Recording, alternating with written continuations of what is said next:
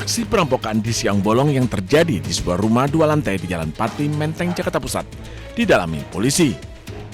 Penyelidikan dilakukan aparat gabungan dari Satreskrim Polres Metro Jakarta Pusat, Polsek Metro Menteng, dan Direktorat Kriminal Umum Polda Metro Jaya. Untuk bisa mengidentifikasi dan menangkap para pelaku, petugas memakai metode scientific investigation dan investasi ilmiah. Proses itu mencakup observasi, perumusan hipotesis, pengumpulan data terukur melalui eksperimen, analisis, dan penarikan kesimpulan berdasarkan bukti yang objektif.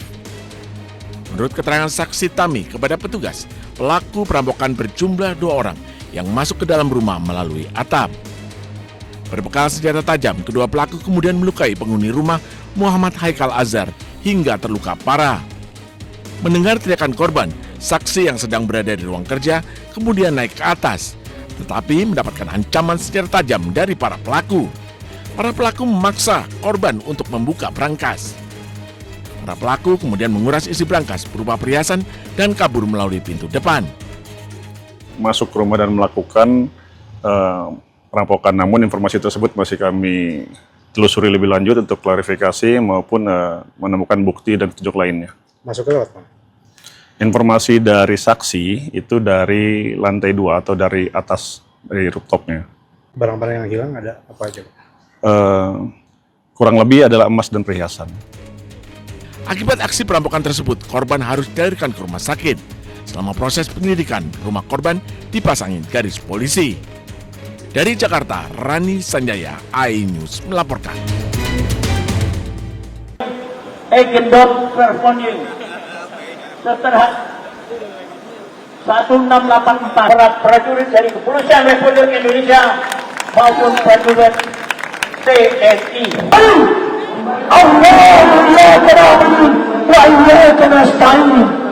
Mana saya belum lihat mukanya. Sini Pak, maju lah. Pengadilan Negeri mengundang Kasat Pol PP DKI Jakarta perwakilan. Sini Pak, merapat. Pengadilan Negeri mengundang pemerintahan daerah provinsi administrasi wali kota Jakarta Pusat atau yang mewakili dari wali kota Jakarta Pusat. Pengadilan Negeri mengundang pemerintahan kota Jakarta Pusat hadir. Ayo Pak, ngerapat sini Pak, nggak apa-apa. Dengan kokoh untuk berteriak tentang hak-hak mereka sebagai anak bangsa. Mereka berdiri dengan kokoh Mengajukan gugatan perbuatan melawan hukum yang dilakukan oleh di situ disebutkan bahwa lengkap kita gugat, yaitu Sekretariat Negara, BPN dan lain-lainnya, bahwa tanah ini tidak bisa serta-merta dieksekusi karena ini adalah milik ahli.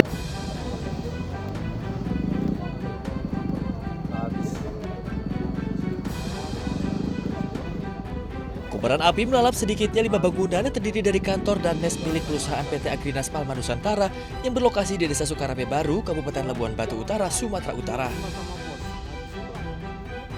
Insiden pembakaran ini diduga menjadi buntut dari tewasnya seorang pria bernama Luis David Huta Barat, 32 tahun, yang diduga meninggal dunia akibat penganiayaan oleh oknum petugas pengawas dan keamanan PT Agrinas Palma Nusantara.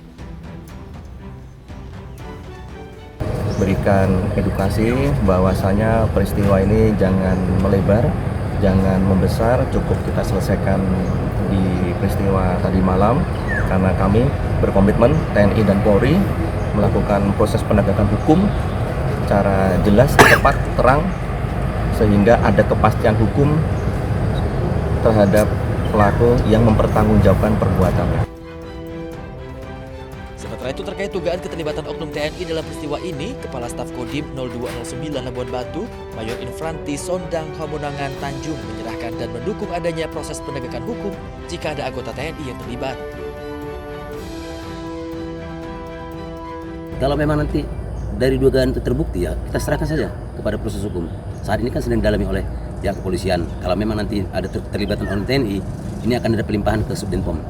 Dan tadi malam juga kita sudah bekerja sama dari Kodim, Polres, dan Subdenpom untuk mendalami permasalahan ini. Untuk menjaga keamanan, pihak kepolisian dan TNI menerjunkan 2 peloton personel untuk mengamankan lokasi. Dari Labuan Batu Utara, Sumatera Utara, Radi Kurniawan, iNews melaporkan.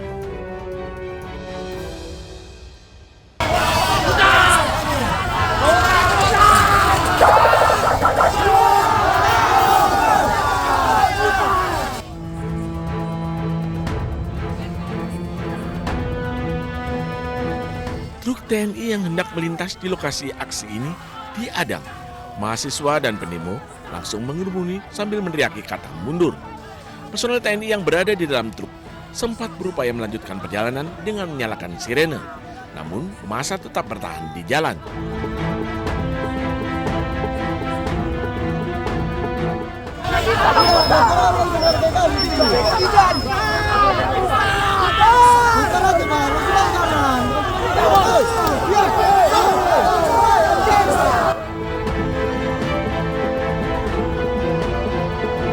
Mahasiswa juga meminta para pengendara yang akan melintas untuk memutar balik ke arah jalan Imam Bonjol.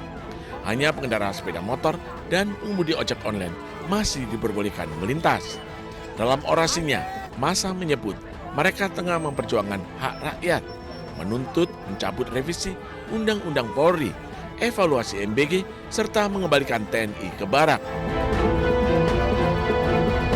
Massa juga meminta masyarakat untuk mendukung aksi dengan mengambil jalur alternatif. Saya kira seharusnya dalam berkendara pun sekali lagi kita juga harus menentukan aturan-aturan yang berlaku. Terkait dengan pemblokiran atau penutupan, saya menghimbau sebaiknya jangan, karena sekali lagi itu dapat mengganggu ya mobilitas maupun juga berbahaya juga untuk keselamatan mahasiswa kan gitu. Setelah sempat tertahan di lokasi, truk TNI akhirnya memutar balik. Sementara mahasiswa kembali melanjutkan unjuk rasa dan orasi di kawasan lapangan Merdeka, Medan. Dari Medan, Sumatera Utara, Ahmad Ridwan Nasution, iNews melaporkan.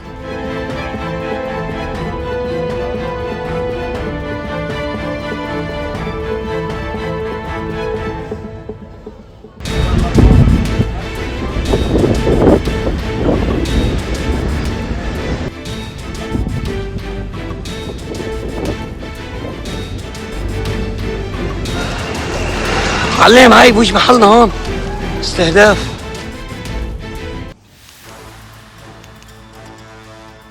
Melalui perundingan panjang dan alot yang dimediasi Pakistan, Amerika Serikat dan Iran akhirnya mencapai kesepakatan damai tentatif untuk mengakhiri perang yang telah berlangsung selama lebih dari 3 bulan. Kesepakatan ini diumumkan pada 15 Juni 2026 yang dapat mengurangi ketegangan di Timur Tengah. Dalam kesepakatan militer, Amerika Serikat dan Iran sepakat memberlakukan gencatan senjata permanen yang berlaku segera di seluruh medan pertempuran termasuk Lebanon. Namun gencatan senjata di Lebanon menjadi bagian yang paling sulit diwujudkan. Presiden Amerika Serikat Donald Trump kesulitan meyakinkan Perdana Menteri Israel Benyamin Netanyahu menghentikan operasi militernya di Lebanon.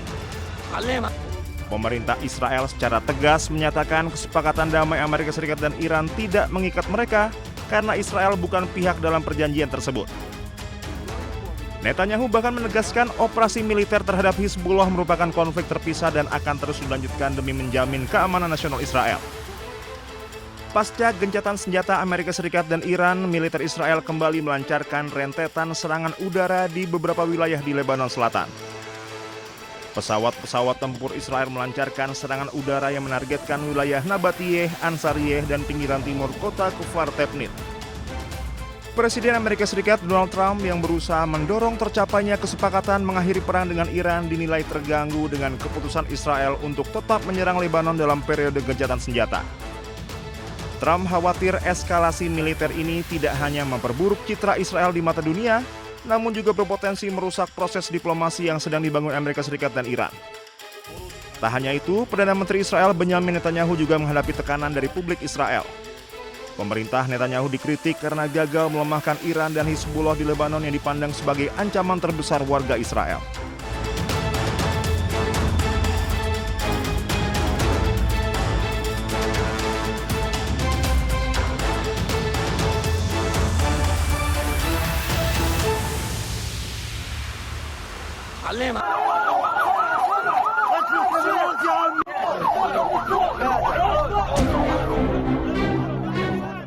Dua warga Palestina tewas dan 6 lainnya terluka akibat serangan drone Israel di sebuah kawasan pantai di Khan Yunis, Gaza Selatan pada Rabu 17 Juni. Seluruh korban dievakuasi ke rumah sakit Nasser untuk mendapatkan perawatan medis. Serangan menghantam area pantai yang saat itu dipadati warga sipil. Banyak keluarga Palestina mengungsi di wilayah ini memanfaatkan pantai sebagai tempat berlindung dari cuaca panas serta kondisi kamp pengungsian yang semakin memburuk. Serangan ini menambah korban sipil di jalur Gaza. Kawasan pantai tersebut selama ini menjadi salah satu lokasi yang kerap didatangi warga yang kehilangan rumah akibat konflik dan tinggal di tenda-tenda pengungsian.